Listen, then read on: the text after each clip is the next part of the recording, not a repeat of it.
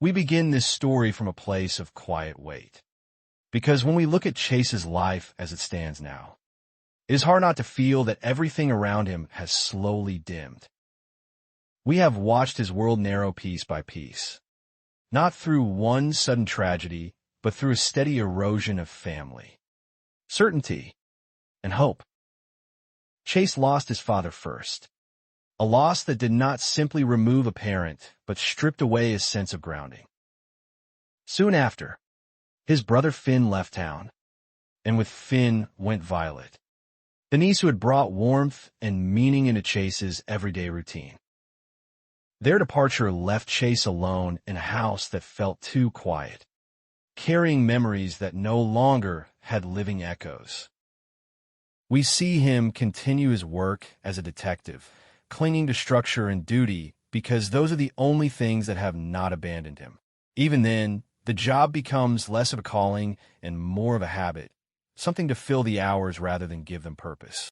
From there, we watch Chase try to rebuild. When Brooklyn came into his life more fully, marriage felt like a promise of light returning. We saw him allow himself to believe again, to imagine a future that was not defined by loss. They talked about a child, and in that dream we sensed how badly Chase wanted to create the family he felt had been taken from him. This was not just about becoming a father. It was about proving to himself that his story did not have to end in solitude. Then came the diagnosis that shattered that hope. Chase's infertility did not simply close the door on biological fatherhood. It struck directly at his sense of worth. We can imagine how it echoed all the earlier losses in his life, reinforcing a cruel pattern that everything he wants is eventually denied to him. This revelation felt like a final blow, because it was not something he could fight with courage or integrity. It was a truth he had to carry quietly, knowing it changed how he saw himself. As if that were not enough, Chase then learned that Brooklyn had a son with Dante, Gio, a secret that rewrote the foundation of their marriage. Suddenly, Chase was not only a man who could not have a child of his own. He was a husband living beside proof that his wife had built a family with someone else. The emotional math of that discovery is brutal. Even if Brooklyn's past predates their marriage, the timing of the truth feels devastating. We see Chase confronted with a reality where he may feel replaceable, unnecessary, or worse, invisible. His life, already fragile, now feels stripped of stability. We are left asking whether there is anything left that truly belongs to him. At this point, the official story leaves us with questions rather than answers. What does a man do when he feels emptied out? Where does Chase go from here? We believe this is where the most dangerous and compelling possibilities begin to emerge. From our perspective, it is not unreasonable to suspect that Chase could seek comfort where he feels understood, even if that comfort leads him down a morally complicated path. This is where Willow enters our hypothetical narrative, and we want to be clear that what follows is our prediction, not an official storyline. We are speculating, imagining how the emotional pieces might fall together based on what we have seen so far. We suspect that Chase and Willow could possibly be involved in a secret affair. This is not a random pairing or a shallow guess. It is rooted in behavior, in emotional proximity, and in the quiet choices Chase has made that suggest deeper motivations. We have seen how devoted Chase has been to Willow, to a degree that goes beyond professional responsibility. When he was suspended from his job, there was no visible regret, no hesitation, no sign that he was questioning whether it was worth it. That absence of doubt matters. It suggests that whatever he is protecting, or whoever he is protecting, holds more value to him than his career. Some might argue that Chase was simply going above and beyond to help Willow clear her name. possibly receiving some form of off-the-books compensation.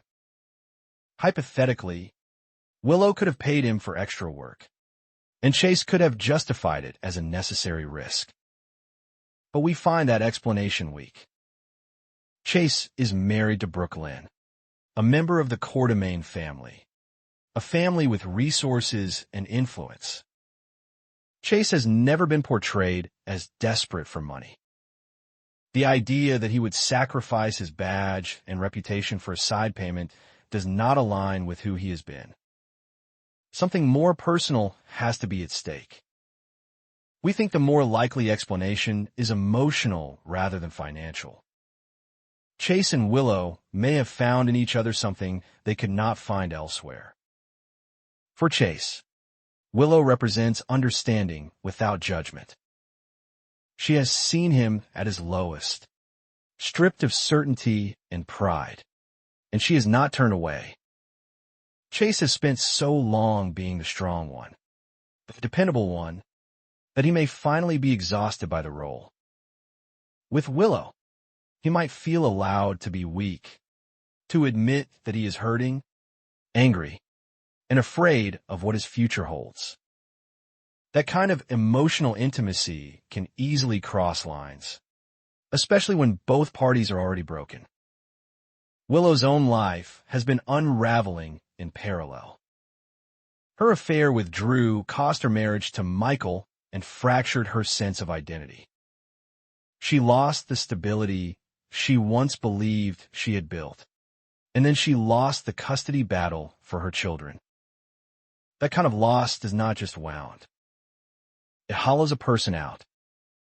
When Willow shot Drew, we believe it came from a moment of utter desperation. In that instant, she was likely convinced that she had nothing left to lose. Violence, in that context, becomes an expression of collapse rather than malice. This is where Chase's role becomes especially interesting. We think it is very possible that Chase knew the truth about the shooting long before others did. His actions suggest a man who is not merely defending a client, but shielding a person he cares about deeply.